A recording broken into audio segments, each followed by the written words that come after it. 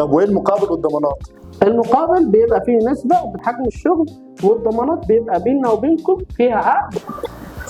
السلام عليكم. وعليكم السلام ورحمه الله وبركاته. مساعد حضرتك ازاي؟ حضرتك انا صاحب شركه توريدات، فكل ما بقدم على مناقصه او توريده تترفض، وده بسبب ان مسابقه الاعمال مش قويه.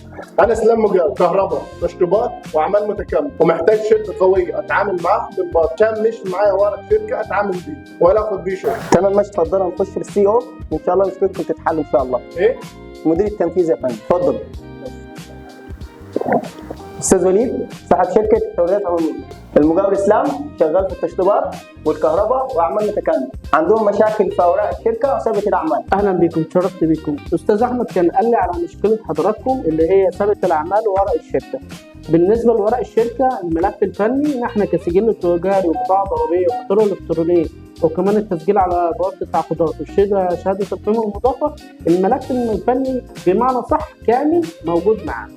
تمام، غير انه معانا سابقه اعمال قويه، انه الشركه اشتغلت مع وزاره الخارجيه ووزاره الداخليه ومع جهات حكوميه كتير. تمام، فده بيخلي ليك سابقه اعمال تقدر تدخل اي توريده واي مناقصه واي شغلانه. تمام، مقاولات، لانه احنا برضه مسجلين اتحاد مقاولين، تقدر تدخل اي شغلانه وانت الملف الفني بتاعك وثابت الاعمال مظبوطه. طيب انت ايه اللي هتستفاده معايا ومشكلتك هتتحل ازاي؟ ان انت هتقدر كصاحب شركه تشتغل من خلالنا، تمام، مقابل نسبه صغيره، تمام، وانت كمقاول ان انت تقدر تشتغل من خلالي، تمام، من الباطن، وذلك بعقد يثبت لك كل الحقوق بتاعتك. يعني يا استاذ ميسره انا اقدر اتعامل بورق شركتكم في اي معامله مع اي جهه؟ طبعا تقدر، وذلك عن طريق عقد، ويبقى معاك تفويض تقدر تتعامل مع الجهات الحكوميه كلها بالتفويض ده. طب وايه المقابل والضمانات؟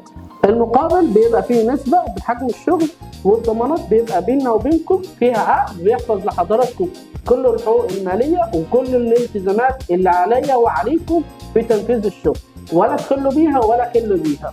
يعني كده مش هيفوتنا اي مناقصه او توريد؟ لا طبعا ان شاء الله. طب مستنيين ايه؟ يلا بينا نشتغل. يلا بينا، ان شاء الله ربنا يوفقنا جميعا، وكل اللي انت هتحتاجوه ميسرة جروب في ظهركم، ودايما في مشاركة نجاح مع بعض. ان شاء الله. ان شاء الله.